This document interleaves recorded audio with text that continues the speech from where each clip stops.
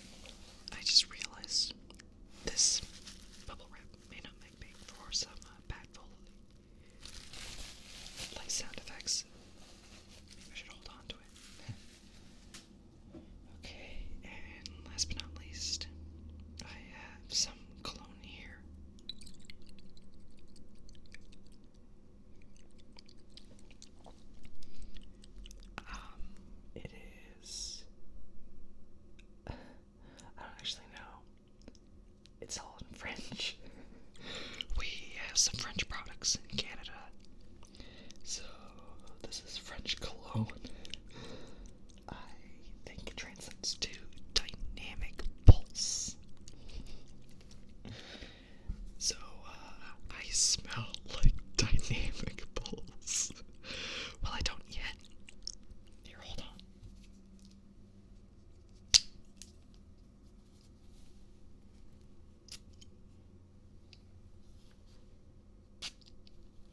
There we go.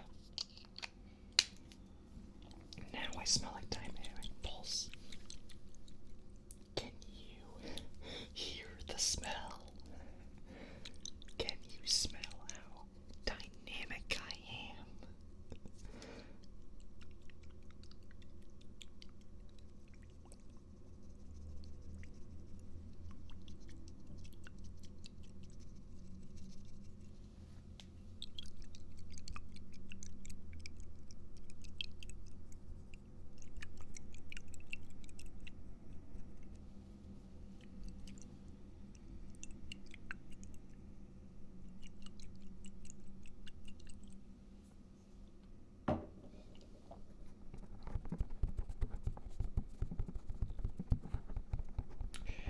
Now just some traditional finger tapping. So I'm gonna look at these questions you asked of me. I asked if you guys had anything you wanted me to ramble about for an audio like this to help you fall asleep, or what kind of trigger words would be nice for some ASMR.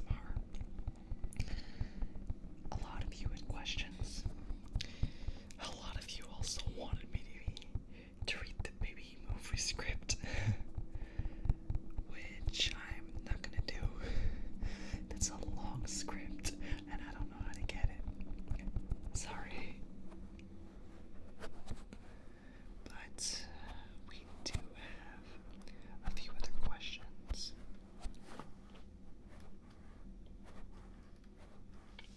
So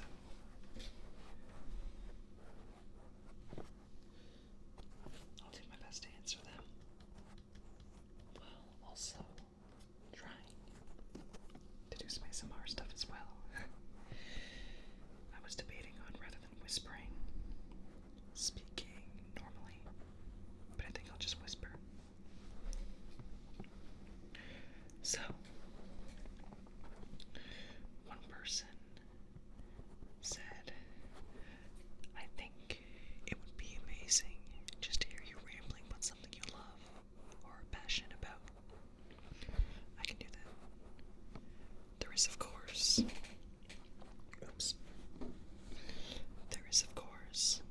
this channel, A Warm Coffee Mug, which is basically my job right now. I say job, it's more of a part-time job. Before this, I was working in a warehouse for Canadian Tire. I carried heavy boxes a lot, took them out to people's cars, organized the warehouse, did a lot of inventory. Then I got switched to online orders. I did that so I could get money for college, which I'm currently attending. I'm taking a course on broadcasting and television. I've been live on air a couple of times now, actually, and helped out with a lot of productions as well. I try to volunteer with the local TV business as much as I can too. It's scary, honestly, but there's no high quite like being on air. I mainly took it because I wanted to get into the video industry, or the news industry, or broadcasting industry. But I honestly always really wanted to be an actor, a voice actor. But that's not a very reliable job. So I'm very lucky I can still do it while also pursuing a much more promising career.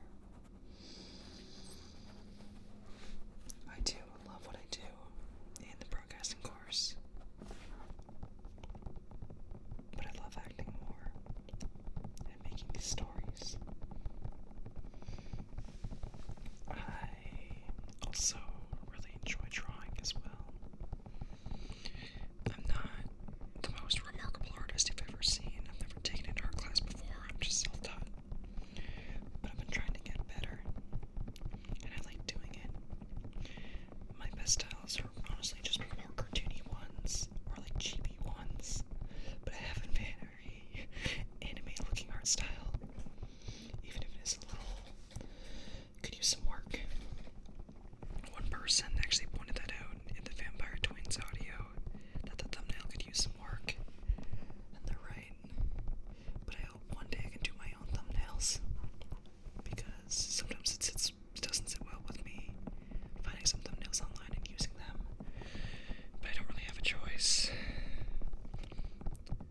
hopefully one day I won't need to do that anymore.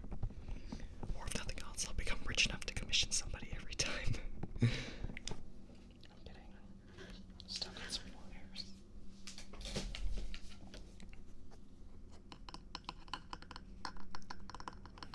Another person asked, what were your favorite stories growing up? What worlds did you imagine into existence? And who were you within them? Oh boy. So, as a kid, me, and especially my cousins, made a lot of fictional stories. I remember at the time I really loved the Legend of Zelda games, but I never got to play them. I didn't have the console for it, so I watched a lot of videos on them on YouTube. And then eventually I started finding some of the mangas in bookstores, and I read those like crazy. And a lot of my stories were inspired by those. I loved reading them, and I liked making fantasy type stories about legendary heroes going on a great quest and such. I remember the first OC I ever created as a kid was a warrior king by the name of Diumpus. I was a lot better at coming up with creative names back then. It had no particular plot, it was just kind of like D&D, a massive sprawling world full of adventure, and lots of adventures to get yourself into. Diumpus had a bunch of friends that my cousins created. There was his brother Max and Nicholas, and his sisters Ida and Mai Mai. Her name was Mai Mai. In hindsight, a little uncreative there too, but they were quite the duo. I remember we'd go into our backyard with foam swords and Nerf swords and shields, and like pretend to fight battles and vanquish monsters and stuff. Times were so much simpler back then. Sometimes I miss being a kid. That's part of the reason why I love acting, so I can get back in touch with my younger self that was always playing and imagining worlds. That sounds kind of cliche, I'm sorry. Oh. I almost forgot.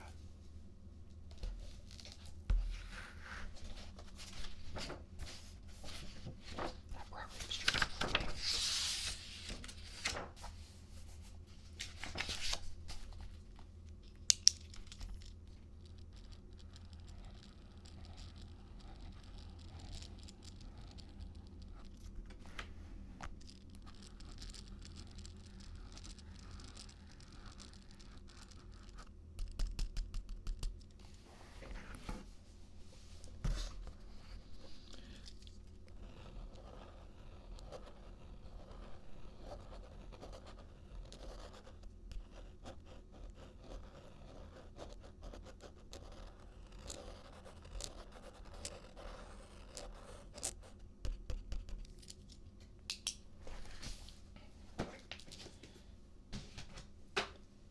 That journal is just full of scribbles for the audios. Alright. I had to change up my setup a little bit because it was getting very hard to read the questions while also leaning into the microphone. But we should be good now. So, one other person asked, do you ever feel like any of the other Persona or Shin Megami Tensei OSTs competes with Persona 5? What is your ranking of the Atlas OSTs? So, that is a question about my favorite video game, Persona 5, which has an awesome soundtrack. Well, my personal favorite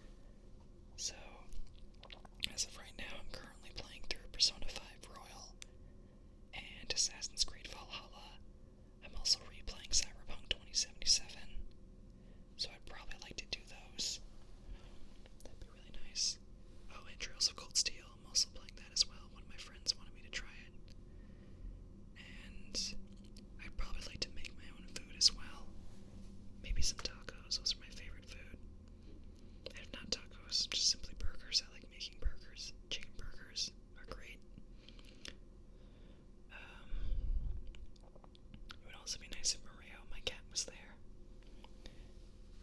As long as he doesn't sleep on the controller, because he does that sometimes. Sometimes he'll curl up in my lap and just accompany me while I'm doing stuff, but other times he demands attention, which can be a little distracting. So another person asked, what motivated or inspired you to make ASMRs? Well, I use ASMR a lot. Like, I listen to ASMR quite a lot as a sort of escapism. It helps me sleep, and also it helps me feel wanted, or a lot less lonely. Sorry, that's really depressing. That's just the honest truth. And when I realized how much those audios really helped me, I kind of wanted to try doing one myself. Plus, I always wanted to get into voice acting. So, January of last year, after a lot of inner conflict, I think I've mentioned this before, but my first audio, it took me 30 minutes of just sitting there in front of my microphone to even click the record button. And editing it, I felt so nervous that people wouldn't like it, or more specifically, that people would listen to it and think it was creepy. Or that, I don't know, I would just sound... I don't know how to put it. To be honest, I thought that a male ASMRist would sound a little bit, well, I guess creepy for lack of a better word. I was worried that people would hear it and think I was, like, forcing myself onto the listener, and that's what I was scared of. Thank goodness that was not the case at all. It was just a fear of mine, just an insecurity. I've only ever, like, actually been accused of that once, and that was during the werewolf audio. There was a misunderstanding, but it was resolved, so nothing bad came of it. Sorry, that didn't really answer your question. To answer it, I wanted to help other people the same way I was helped as well, and it was really scary, but I'm glad I did it. So somebody says, I want to hear you sing us some songs. I have a Spotify playlist of songs that you could sing if you want to. I would love to sing some songs. It's just, you gotta learn those songs first. I could try singing something. I just don't know if I can whisper sing it, so I probably have to use my normal voice. Let me think.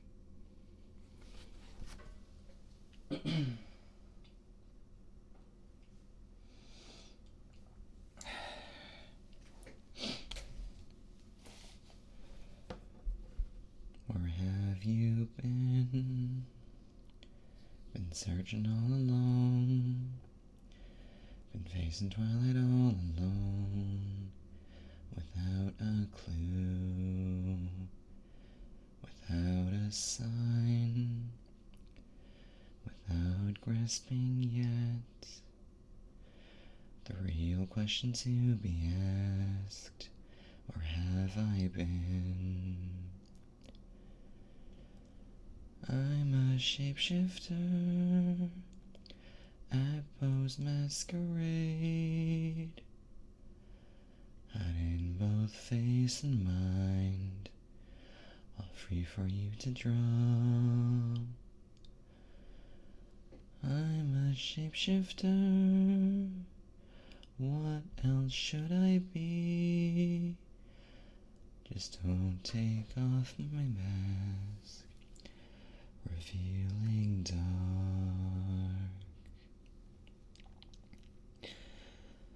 Moments of calm, no daylight to be found. A mirror right in front of me is where I find an empty glass, reflecting the sad truth. It's telling words not to be told. I need the mask. I'm a shapeshifter at Poe's masquerade, hiding both face and mind, all free for you to draw. shapeshifter, have no face to show. Just don't take off my mask, my place to hide. I can't tell you how to see me, just a cage of bones, there's nothing inside. Will it always be burning down the walls? Is there a way for me to break? I'm a shapeshifter at Poe's masquerade, hiding both face and mind, all free for you to draw. I'm a shapeshifter, have no face to show. Just don't take off my mask, my disguise. I'm a shapeshifter, chained down to my core. Just don't take off my mask, my disguise.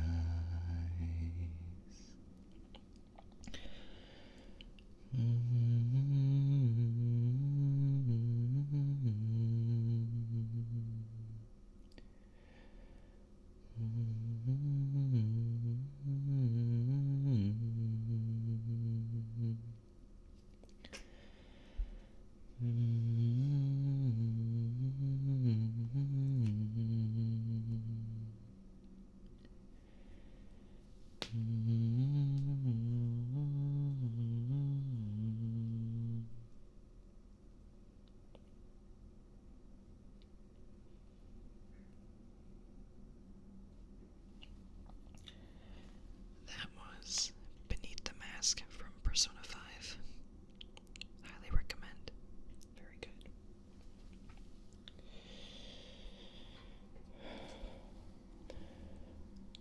Wolves asleep amidst the trees, bats all swaying in the breeze, but one soul lies anxious, wide awake, fearing no manner of ghouls, hags, and wraiths. For your Dolly Polly sleep has flown, don't dare let her tremble alone, for the Witcher, heartless cold, paid in coin of gold. He comes, he'll go, leave naught behind but heartache and woe. Deep, deep woe.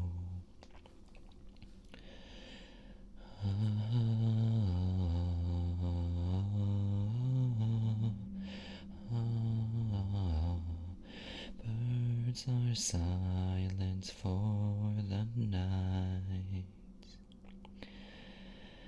cows turned in as daylight dies, but one soul lies anxious, wide awake, fearing no manner of ghouls, hags, and wraiths. My dear Dolly Polly, shut your eyes, lie still, lie silent, utter no cries, as the Witcher, brave and bold, paid in coin of One slice you cut and dice you eat, you uphold. Eat you whole. Oh, lost my voice at the end there. Lullaby of Woe from The Witcher. So, someone else asks, have you ever felt exhausted from making your videos? Do you care about how many views, likes, or dislikes or comments each of them get? Yes, I do get exhausted from making them sometimes, but I like to make them, so I keep doing it. It's honestly just stressful to keep up my quota sometimes, but I know you guys will be super cool about it if I don't manage to meet it. But that doesn't mean I'm not gonna try to do my best for you. Do I care about likes, dislikes, or comments? Yes, I do. Sometimes I take dislikes a bit too hard, but that's just because I'm a bit of a perfectionist. And I always hope to get a certain amount of likes on my videos. It feels reassuring to know that people enjoyed my content enough to leave a like on it. Because not everyone who watches the videos leaves likes. Sometimes because they fell asleep, and sometimes because they just don't want to. Which is fine. I don't leave a like on every video I watch. I try to, though, as long as I enjoyed it. As for comments, it always gets me so excited every time I see that little icon on my notification bell, showing that someone left a comment on one of my videos. I try to read them as much as I can, and it's always really nice to hear what other people have to say. I'm not a big fan of spam comments, of course. Some people will just comment things like, yes, or yo, which doesn't really tell me anything. Like, I made a video and they just say yes. Indeed, I suppose. And sometimes I get bots advertising for scandalous websites. Thankfully, YouTube usually picks up on those and holds it as a potentially inappropriate comment that I can delete. But sometimes it's very frustrating. The very first video I actually posted, somebody commented on it saying that they liked what I did and asked if I was interested in joining a server for ASMRists on Discord. At the time, I was still new and I didn't know any better, so I commented back just saying, yes, that sounds very interesting. How do I join? But turns out that commenter was a bot, and as soon as I responded, I just got comment after comment from bots linking to porn sites, which was incredibly disheartening for me. The first person to ever show me support, it turns out it was just a trap. And then, from then on out, just about every single time I post a video, I get those same bots advertising for my hot moms online or something like that. And I always report them and take them down, but they just keep coming back. So that's very disheartening, but to balance it out,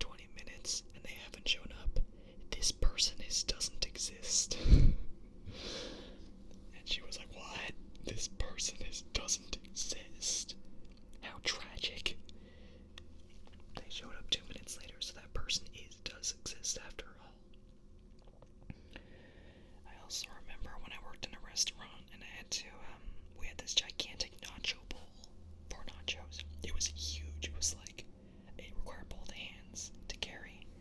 And I remember I was doing dishes, and to wash the dishes, we had this high-powered nozzle, kind of like a hose, where you point it at the dishes and you squeeze it, and it shoots out a very powerful stream of really hot water. It was really hot, like it could burn your skin if you weren't careful. Not literally, but it was just really, really hot.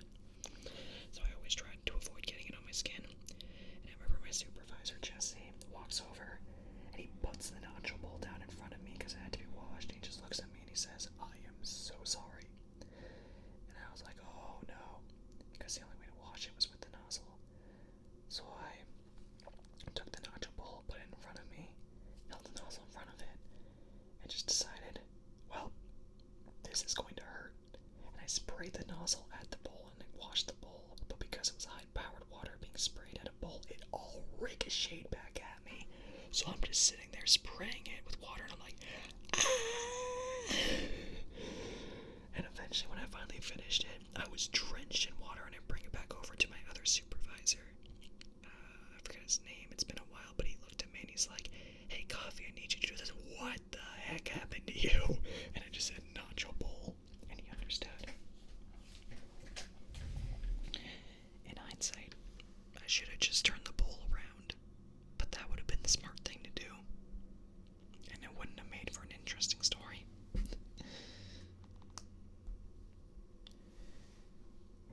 Another person asks, "Do you have a favorite manga series? Also love your vids. Keep up the amazing work." Thank you. My favorite manga series probably has to be the Monster Hunter mangas. Monster Hunter Flash Hunter. I'm a huge fan of Monster Hunter. Specifically 3 Ultimate and World. Those are my 2 favorites. And having a graphic novel based off of one of my favorite video games was really cool. And it's so faithful to the original too. I remember when I saw them fight a Barroth, just a simple Barroth for the first time, and I was like, oh my gosh, it's a Barroth! It was drawn so well, and its moveset was integrated into the actual story, and it was, made me so happy. There's also this bit where the cat Udon, or the Palico Udon, is cooking some meat to the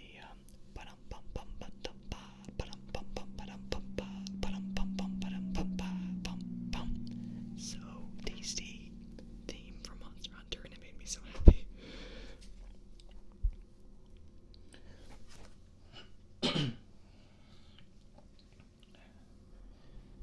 Okay, I'll probably answer more of these questions at a later time because I feel like this has been going long enough as it is. So I'll answer one more question, and the other ones I will answer later. I guess I'll go with, one person has asked me to give my opinions on astrology. Well, I don't know much about astrology, but if I'm remembering correctly, astrology is like the astrological signs. Or are we talking about like actual stars? Because I don't know much about actual stars. But if we're talking about astrological signs, I don't know how I feel about astrology because it's really interesting, and sometimes it's like so incredibly accurate that's kind of using some trigger words. These are words that should give you some tingles depending on who you are. ASMR trigger words. I'm gonna stop explaining them. Just a lot of these aren't actual words. Some of them are though, such as plastic, plastic,